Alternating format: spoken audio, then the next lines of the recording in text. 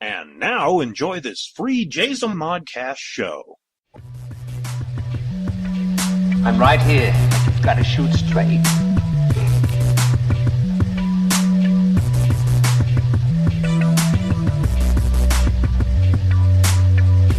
I'm right here. You've got to shoot straight.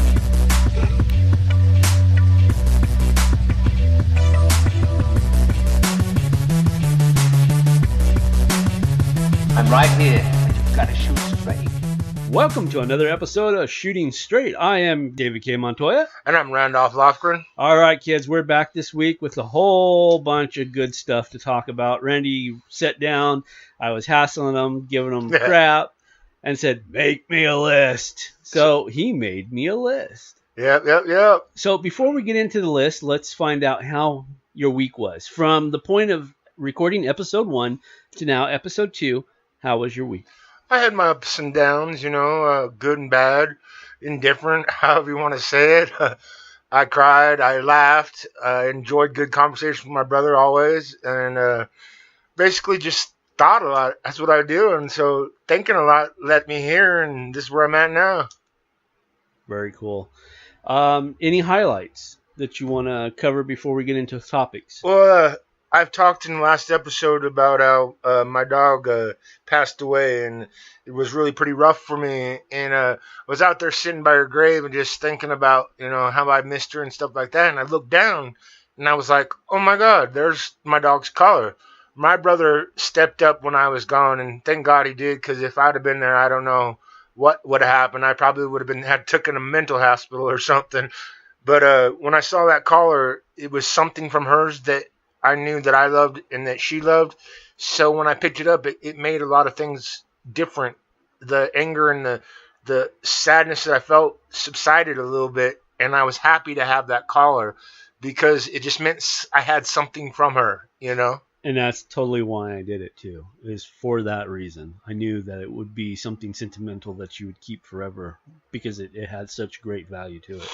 Excuse me, guys. I'm getting a little teary right now. No, that's what this is about. Yeah. That's, we had a demo run on YouTube of our show, and we've got the feedback that we got was really, really strong, and they really admire you for being so open about your addiction and your battles with, depression and sadness and everything that you're going through. People just like gushed at you because of how willingly, how brave you stepped forward and just put it all out on the table, and it's admirable and something that I've been waiting patiently to talk about.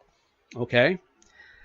He's been giving me all these kudos and it feels really good, but there's something that I need to address, that I need to give him kudos on. You see, kids, a year ago, I was not podcasting. I was not writing. I was not drawing. All I would do is I'd get up, take care of my kids, go to the gym, come home, watch TV, go to bed. Repeat. I did this for 2.5 years. And when Randy came back into the picture, he reminded me who I was.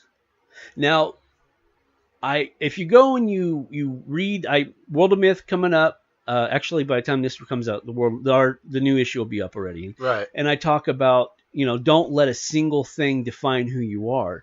And I totally did that. I let, my gym, being a gym rat, it defined who I was. I totally lost myself in that. And Randy is the one who brought me back. We started talking. He's like, hey, remember when we did this, when we did that? And I was like, yeah, that was fun, For sure. And then he started talking, and I'm like, you know what? I'm going to go buy him Kevin Smith's Tough Shit book. So I went and bought it from on Amazon just to inspire him. But secretly, it inspired me. It was unintentional, but it inspired me as well. And We talked about the book. And We did. We discussed different things that interested us, that we had familiarity about, that I had something connected to, you had something connected to, well, whether it be writing or the toughness that people go through in life, you know. And he's the reason why I picked. Okay, so after we go and I buy him the book, Tough Shit, then we start talking about comic books again. I'm like, oh, okay, yeah, that's right, I do. I love comic books. Yeah, I do too. I forgot. And so I bought him a book written by Peter David, who is one of my favorite writers, about how to write comic books. I bought him a copy, I bought me a copy, and I started reading it too. And I read this thing at least 10 years ago. You know, I'd already read it, and it inspired me again. And then I started writing again. And then, that was in May. So by August, 3 months later, 1 year from where we set, now I realized I miss writing. I miss being creative. And that's what I missed. I missed him being creative, because in him being creative, it made me creative, and we worked off of each other somewhat like we do in this podcast here. We're just the best of friends, and everything that we like, it's more than likely mutual things. Right. And so I was like, you know what? I'm going to bring back the World of Myth. And that was it. That was the start of everything over again. Yep. And sorry about that, kids. I have my phone. I thought I had it on. Bad on you. Snap on the hand. Yeah. Oh, I forgot to. See, I even turned off the internet on the computer so it wouldn't ding through. But yeah, I forgot to turn off my stinking ringer on my iPhone. But I want to thank Randy publicly, because he's the one who brought me back. He's the one who reignited that creative passion that I had. Well, I appreciate that. And though I'm tired, and we talked about it, and we were laughing because within the start of the Jayzomodcast, plus running the World of Myth, and plus working on books that are coming out, within this week, I've probably had a total of 10 hours. At least. Of sleep. I'm up all the time here and there, and I'd catch him, and then when I'd get up, he'd go to bed, and then he had to get up like an hour later or something like that to get the kids off. And so he's been really putting it to it, guys. So you got to appreciate all that he's doing, because I sure do. I was going to say, but I'm loving it. You are, and I like that about it. You know, when you're happy, I feel happy. And it's just because you were in a sad place too, you know, and it's good to see you engrossed in something. See, and you nailed it. You nailed it, because I was sad. Yeah. I was very sad. And for me, kids, when I'm sad, and Randy can attest to this, he knows me, I shut it out. Yep. I shut it. I just shut the door on that shit. And that's how I deal with it. Right. And obviously, we're talking about the passing of my wife, and, you know, where I was at that time. And for me to cope, I just focused all my attention into being, you know, working out, being a gym rat. And you kind of like slap me a little bit, you know, you're like, hey, you know, come on, come out of it. It's time to come out of it. And though it's taken a year, I feel like I've completely come out of it. Yeah. To the point that he talked about he's got a storage with some personal items and stuff in it, and he feels like he's ready to go back into it and go through the stuff, and the stuff that he doesn't need no more, that he can get rid of now, that he can part with. It's a part that'll help him grow further. Yes, absolutely. I have the largest storage unit that you can rent. So it cost a lot of money per month. Back to front, top to side to side. Yeah. And stuff, for example, like, and my late wife's name was Lacey. I have her clothes. And let's just be honest with it. I have no use for those clothes. That's right. You know, things that I have no use, that carry a burden of of sadness need to go. And so in September, I do plan, because where we live here in Southern California, they call it the devil's armpit because it's hot and stinky. Oh, it's hell, really. I don't even like it. I wish we had more air conditioners. I know. Except for today. Today's been nice. We actually don't even have an air conditioner. We have a fan No, going. it's great. It's beautiful outside. Sky's nice. Wind blowing, not too bad, but a cool breeze, you know. But so in September, I am going to go and purge, essentially, is what I'm going to do. Yes, purge. That's a good word. Okay, so what do we want to cover first? Where do you want to start? Well, I'd like to go back a little bit, like you started, and say about my addictions. I explained the last time. Won't get too far into it, but I was 23 years deep in methamphetamines, and people should know that. But the fact of it is not just that I was 23 years deep in methamphetamines. I had a whole bunch of circumstances and things that happened during those 23 years, and I'd like to talk about that. You know, just one thing right now, just touch on, because if I was here, I could talk on that one thing for the whole show. Right, and if you want to, we can totally do that. No, I got other things I want to rant about. Okay, so we're set the stage. Where do you want to go? What year? Roughly. I was 17. It was probably 1995, I believe, 94. I was diagnosed with testicular cancer, and let me tell you, that was traumatizing. All I could think of was, I'm gonna die. Let's go a little bit further into that. What caused you to find out? The funniest thing in the world. I'm a adrenaline junkie when I was younger, especially around there. A little bit less now, but you give me a challenge, I'll still go with it. But I was jumping off of a bridge near where I live. There's water in a lake. May I say the place? Yeah, of course. Place is Lake Isabella, California, and the lake is Lake Isabella, of course. And the bridge is near French Gulch Marina. Everybody jumps off it. Although, sorry, I'm probably gonna get in trouble. It's against the law to jump off of. But I jumped off of it. When I hit the water, I didn't have my legs completely together, and I slapped my testicle, and then it swelled, and then it kept swelling, and it kept swelling. So I went to the doctor. I was 2 months with swollen testicle. Right. Afraid to tell my mom because I was embarrassed. She never seen me since I was a baby, naked. Right. And I showed her. She goes, "Oh my God, how long you had that?" And I was like, 2 years, or not 2 years, sorry, 2 months now. And she's like, "Oh my God, we gotta go to the doctor. Something's wrong with you." And then I went to the doctors, and my longtime doctor told me I had testicular cancer. As weird as this is about to say, that was actually a blessing in disguise. Yes, it was. Because you would have not said anything. Yep. Well, actually, let me back up a little bit. There was no swelling or anything before jumping off. So you didn't even know. No. So it could have been progressively a lot worse. Oh yeah, it could have been, and it did end up getting worse, later on through the whole thing. But that point in time, I was young enough that I could get through it, even though it was real hard. Now, let's just take a look at who you were at that time. You were a football player. Yes. And a wrestler. And what else? Track and field. I knew there was three. And track and field was my thing.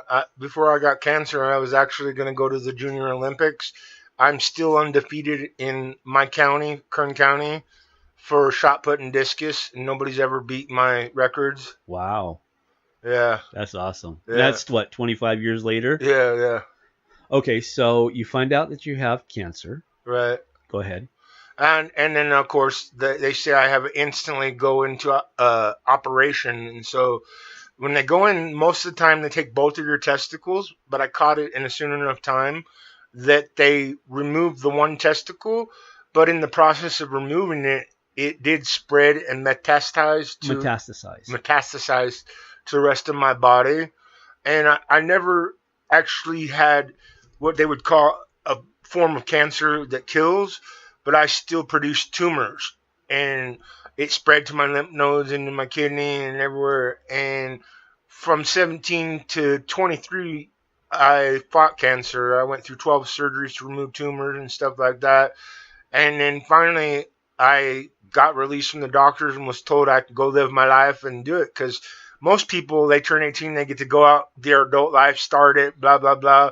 And I wasn't so fortunate. So it wasn't until I was 23. Right. But the thing of it is, kids, that during this time, I was still doing my drugs all the way through. Because I didn't think I was going to make it. And I still, was doing the things that I thought I needed to do. Right. Well, yeah, it was a kid mentality, Right. It's you. I don't know how to explain it. It's just you think differently, even at 17, 18 years old. Right. You're wired differently. And I totally get that. So you were still, now were you partying with other people, or were you just doing No, I was drugs yourself? partying with other people and stuff like that. I remember my 18th birthday actually getting out of a surgery and going to a kegger for my birthday, and I was still doing chemotherapy. I had just started. A matter of fact, 10 days, October 5th, is when I was diagnosed. That's 10 days before my 18th birthday, and I wasn't sure that I was even going to make it to that 18th birthday. So when I did, I decided to celebrate it no matter which way in between that I was going to. So we had a kegger and we drank. Of course, I got sick and my white blood cells went down and I had to go into the hospital and everything, but I did it anyways. Right. Well, and again, you were a kid. You didn't know better. Right. Well, I mean, there's always that sense of reason, but you're like, yeah, it's my 18th birthday. I'm a quote unquote, I'm an adult. Yeah. Time to celebrate. Yeah. Okay, so you're 18. You have your party. You get sick. How long were you in the hospital after your birthday? A whole month. Okay. Yeah, because I had just begun my chemotherapy and stuff, and they call it the Red Devil. It's one of the worst chemotherapies you could take. And because I have thin blood cells, you would know more about that. They couldn't put a catheter in, or not a catheter in to put it directly in. So they had to do it all through my veins that were in my arm. And they collapsed most of my veins when they did it all, Yeah, there's a thing called a portacath. And what it is it's a direct link. It runs it in through the... Oh, goodness. Main ventricle or something like that, right? Well, it goes into, I want to say, the vena cava, the superior vena cava. It goes in somewhere right in there, and it goes right into the heart. Right. So, and it's pumped, a lot quicker, a lot more efficient. And like you said, it doesn't collapse your veins. But because if your hemoglobin is too high or too low, depending on how thick, well, depending on how much hemoglobin you have in your blood makes it, thick or thin.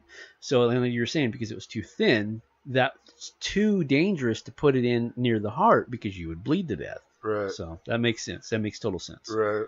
So, okay, you have the, what do you call it? Red what? Red Devil. Red Devil, which is something that I would not want to call a chemo treatment. Oh, not at all. Yeah, Red Devil is something that I would certainly not want to call. Yeah, it was 8 cycles, 2 weeks on, 2 weeks off, 2 weeks on, 2 weeks off. Ugh. Oh yeah, I lost my hair. I was a big football player, 360 pounds, squatted 1,000 pounds, bench press 420, and after that it was just 223 pound skin and bone Randy. Now, since we're talking about that, there's something I never thought about. I wanted to ask you, but I never thought about it until this very moment, and I'd always just passed it off. Is that what opened the door for you and your weed? Yes, it is. Actually, I was dying. I was going to die. I couldn't build white blood cells, and my cousin brung over a High Times magazine, and it was the first article ever published about medical marijuana. Mm-hmm. And he asked me to read it. I read it. Basically, it was about a mom that kid was dying and she couldn't do nothing, but she was also depressed at the time. Right. And so by doing depression and her being depressed, someone said you should try smoking marijuana. And so she started smoking marijuana. Funny thing is she was smoking it around her son, and her son was getting secondary high. And from getting secondary high, next thing you know, he started like accepting the treatments better and wanted to go outside and play and wanted to eat. So after I got done reading it, I was like, well, I'll try anything. Well, right yeah. then and that, my cousin pulled a big sack out of chocolate tie and said, well, here, and a brand new pipe, and said, please try it. You know what I mean? I don't want you to die. And I tried it, and I started smoking it, and I know the Lord put that in my path, but because of marijuana, it made me hungry. I wasn't depressed as much. And I could do things that normally I couldn't do. As long as I smoked before and afterwards, it made it more accessible and easier to take. Right. You know? Which makes total sense, because I remember being a kid, I remember seeing a picture of you, it was about that time. It was about 17, between 17 and 18, around when you started having the treatments, because I remember you were bald and you were super thin. And ever since, from as far as I can remember, even when we were little kids, you've always been stocky. You've had a natural build to you. Yeah. And I remember seeing you, and you were thin. And I was like, fuck, what's wrong? And I was told that you weren't eating. So that's, yeah. Right. And which is, from what I understand, is a natural progression from cancer and chemo. Yes, it is. It makes you not as hungry. Or if it does, it makes you more hungry, but then you get sick from eating more food. So by eating or by smoking marijuana, eating it, it subsides that reaction in your body, that one from the cancer fighting, the white cells trying to attack it, and the chemotherapy helping it out and trying to kill it. But like through that all, still you get sick, you know what I mean? But it just made it easier, you know. So you're fighting for your life. You've been introduced to medical marijuana, essentially, is what it is. Yeah, it wasn't medical then. They didn't have a thing where like you had a card and stuff like that. Right, but I mean, it was for medicinal. Yeah, purposes. for medicinal purposes. Yes. But you still did speed, methamphetamine. Yes, I still did it. Now, what was the mindset there? Was it just because were you addicted, or was just you made it feel better, or were you at the point I was addicted, Uh-huh. and I really didn't care if I died or lived, and I figured I was going to die from this, but I was still doing it. So I figured if I'm going to survive, then I'm going to survive either way. And I did. And that's not something you should go out there and do. I'm not suggesting it or anything like that, but Absolutely. So what effects did it have on you emotionally? I found out later on when I was older that when you're young at that age, you may not be able to honestly process and accept what's going on. Mm-hmm. So I was diagnosed with post-traumatic stress disorder as a child, turning into an adult. Mm-hmm. And then it wasn't until I was older that I could go back and see it that I actually was traumatized by it. Which, from an outsider looking in, I totally see it. Something like that would traumatize the hell out of a child. Yeah. And I didn't know it traumatized me. You know? You're just trying to roll with the punches. Just go with it, you know what I mean? Make it through it all. Yeah. So then, how old were you when you said that it was gone? 23. He's doing some math real fast. 8 years later, I believe it is. All right.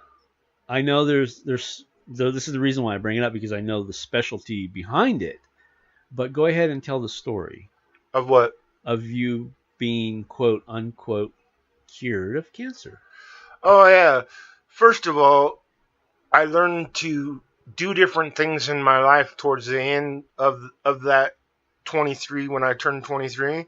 And it was like almost as if I was doing medical tests on myself. Right. I realized certain things I ate, certain things I did, certain things I drank.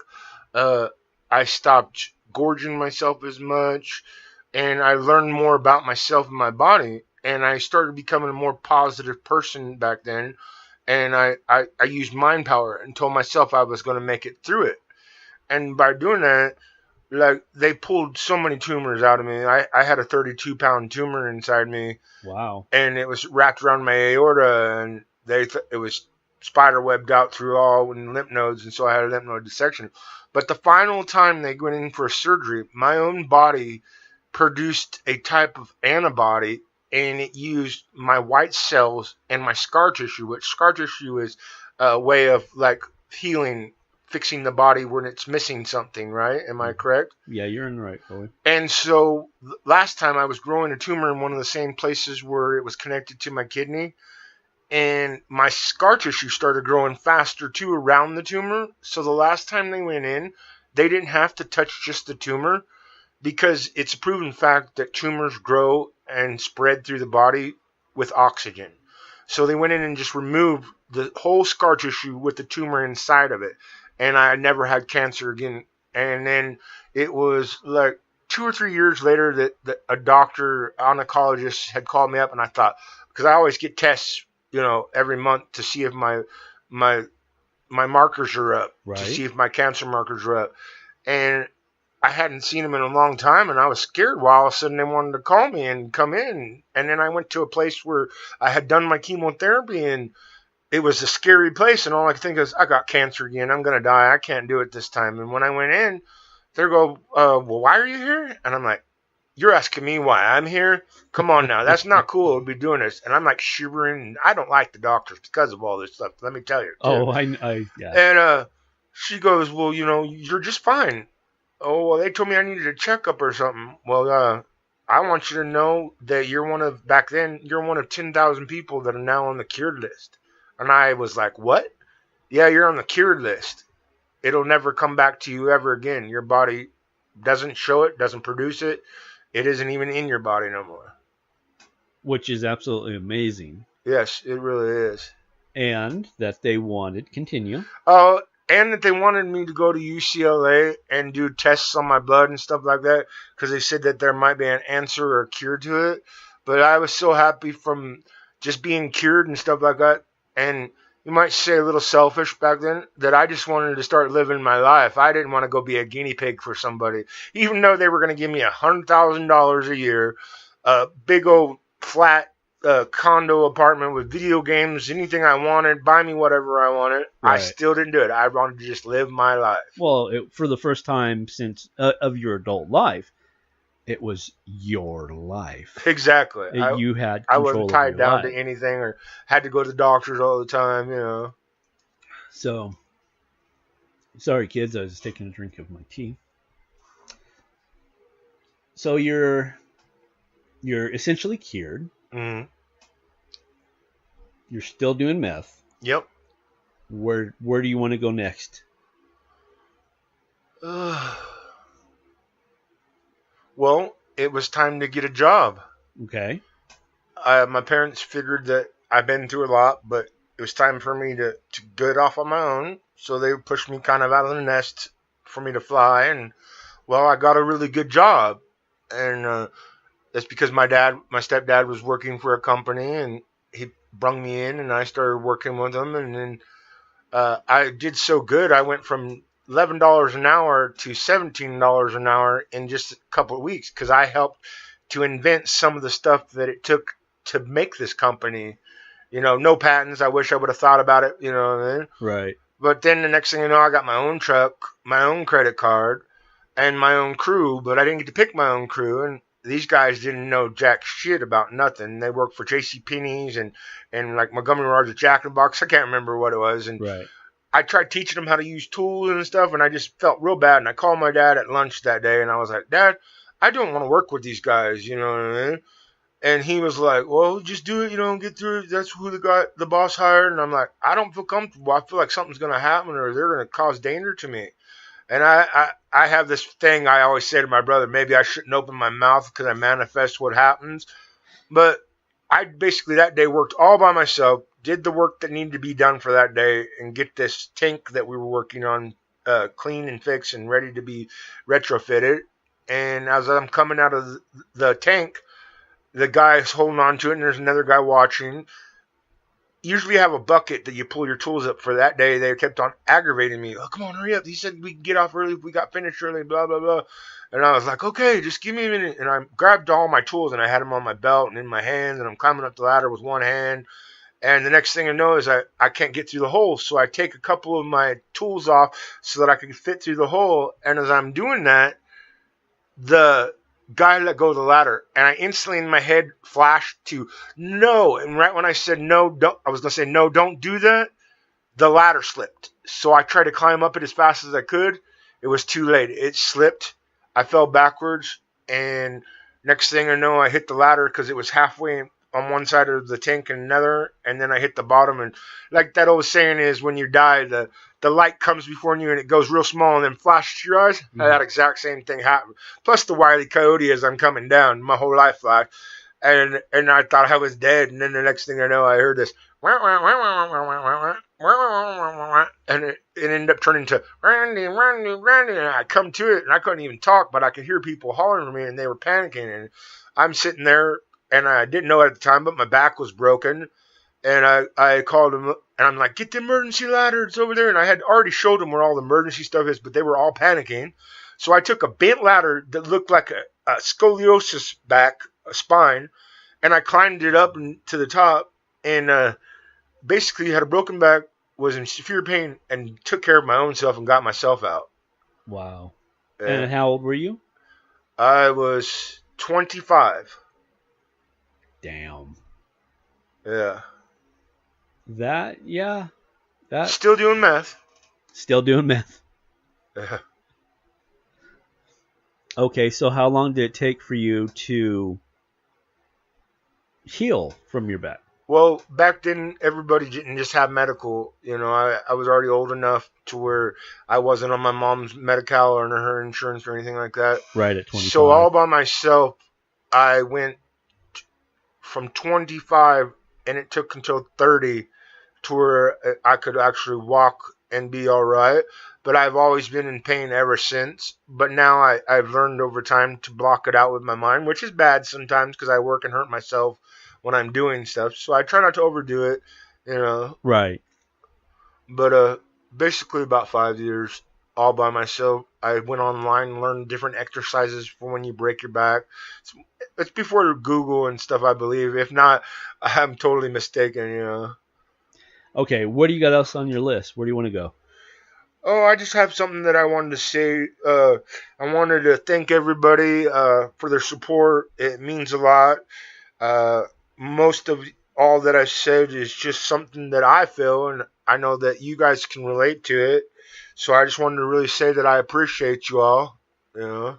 Yeah, because you got a couple of comments from the early listeners from YouTube. Yes, I did. And I hope to get more. You know, I'm going to give my email out here in a little bit.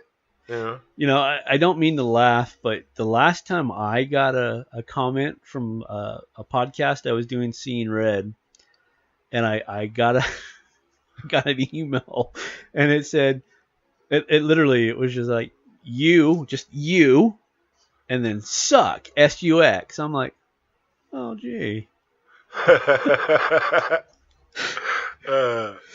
Okay, go ahead. But yeah, it's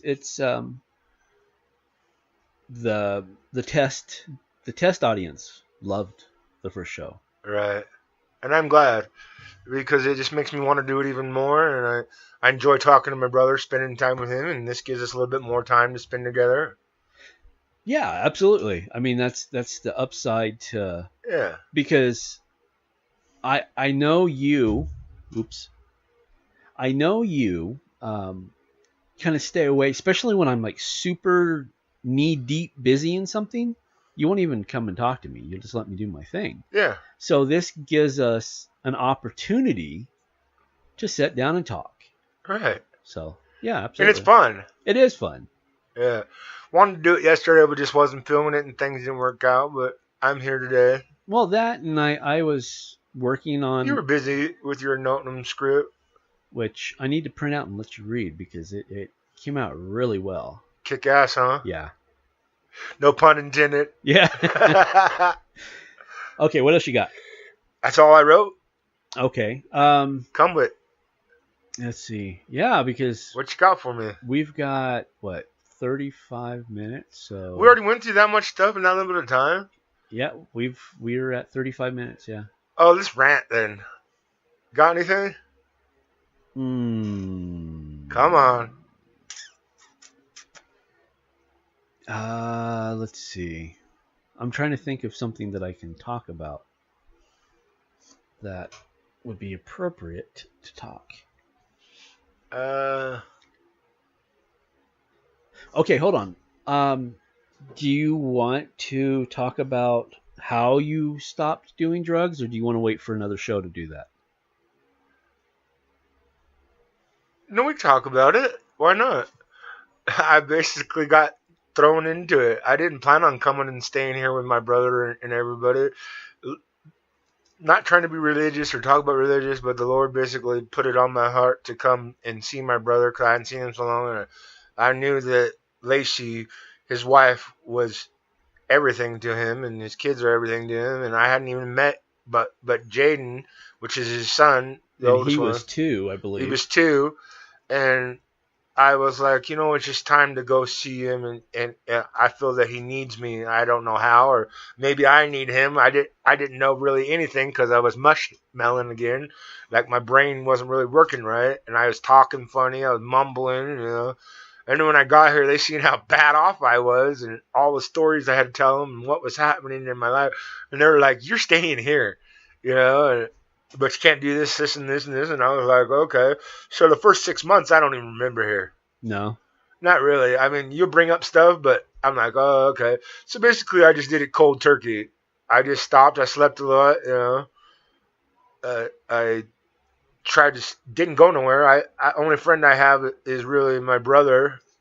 I don't want to be around people because I don't know the right people to be around right now, I think that's changing just by even on your online acquaintances. That Yes, it is. It's changing. You're coming into a new demographic. I am. And I can tell just by the little interaction that you're having with these new people. And I hope not to jinx you, but you've only said "you know what I mean" twice. Really? Yes. Oh, thank you. I've been kind of keeping track. And you haven't said one time. Really? Yeah. Wow. I've been engrossed in what you were telling me. Yeah. I didn't have to say "you know what I mean" because it wasn't like you had to get it and then give it back to me and let me know that you got it. You already know all this stuff, but you just helped me along the way. Yeah. Right. This ain't all made up or anything like that. This is straightforward.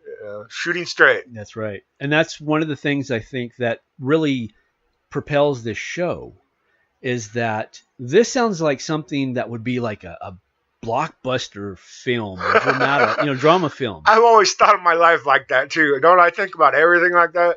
Because at 17 years old, you develop cancer. You develop an addiction to speed. You literally are cured from cancer, but you continue your addiction to speed. They offer you money, housing, everything that you want for, a study. Thank you. I was trying to think of, you decline your addiction to speed. You go to work. You get paid $17 an hour in the 1990s, which is like stupid money. That's a lot of money in 1990. Well, 1990s. You were 13 in 1990. Yeah. And then you break your back. Takes 5 years to recover. You still have the drug addiction. Yep. That sounds like the first half of a motion picture. It really does. I know. That's what I've been saying, I'd love to turn my life into a book or a movie, I think other people relate to it. Sadie Burbank did that. Yeah. Red Hills, Green Vines. That's right. That's right. And that was good. And it's 100% true. And that's what makes a good story, is the fact that it's true. So when you're listening to this, kids, know this is not bullshit. This is real. He's not fabricating anything. I can verify what he's saying as true, and that's what makes it more gripping. And as I say that, I would like to go out one more time and say that as you're hearing this, drop Randy a line, motivate him, encourage him, because while he's kicked the speed habit, he's still fighting some demons, and he needs that help. And I find that when he's encouraged by other people, it gives him more. It's more uplifting. It gives him more self-control, and he does better. So, hit him with an email address. You can reach me at randyman2388@gmail.com. And they can find you at Facebook and Instagram. Still not Twitter, kids, but I'll get them there. Yeah, he's getting me everywhere, that's for sure. So with that, just drop him a line. It doesn't even have to be, anything spectacular. Just, hey, just thinking about good, you. bad, or indifferent. Criticism is good, and I love criticism because it makes you a better person if you just don't take it personal. Right. And that's kind of the thing that I think both of us were taught at a young age. Don't take it personal. Right. I think I've said that recently. Yeah. You have. I'm trying not to. So, another thing that we're going to, one of these days, we're veering it's going fast. We're at 41 minutes. So, I can't bring it up. Well, I'm going to bring it up, but we're not going to talk about it. Is, just because I wanted to tease him. Oh, thanks. He is a huge Infinity War fanatic. Oh, God. You are not right. The research and the time I put, I'm getting chills from it. I know. It's nuts. I lost sleep for days and days over this. I was up forever. I wasn't and I kept telling my brother something, and then he'd be like, oh. And then I'd give it to him, and the next thing you know, he'd send me a link, and I'd be like, don't do this no more. And then recently I found out some more stuff. If you ever want to know anything about that, I got it all down. Now, I may not have the story right, but somewhere in between when I get it all put together, I know I got the answer. When did we seen, it was opening night, right? Yeah, opening night, we saw Infinity War. What was your, now... Oh, you want to ask me what was my pinnacle moment of that movie or what? Yeah. That Hulk got beat down. There's something to Hulk. And they sent him off to Doctor Strange and them. Right when Tony Stark, Iron Man, was with them all. And Iron Man's connected with Thanos somehow because they both see each other's dreams, Oh, here you go, see? So he's legitimately buried himself in the mythos of Infinity War, and I know he's studied it. He's watched. Not only has he watched the cinematic universe, the live action, he's watched the animated versions. He's read comic books. He's researched online. He's watched YouTube. He's read articles. So I know his passion. Yeah. For the story. So I'm not gonna pull you down that rabbit hole. I just want to say one thing before we go out. Yes. A lot of people in this world need help, but everybody should remember this one thing. You may want to help somebody, but it's never supposed to be a handout. It's a hand up. And you can always feed somebody by teaching them how to fish instead of fishing and getting them a fish. Damn, that was deep. That was very deep. That's very true, too. Yeah. Teach them how to do it themselves instead of doing it for them. Right. That's what's always been with me, If I don't know something, I try to learn it or ask. And I don't believe in belittling people for something that they don't know. Teach them is better than belittling them. I've learned personally that if you teach somebody and you teach them right, then they become a helper. They become part of your crew that you can rely on. Right. Inner circle, whatever we go, Castle Grayskull. Yeah, that's why I say inner circle. That's funny. I was just talking about inner circle today. I said it.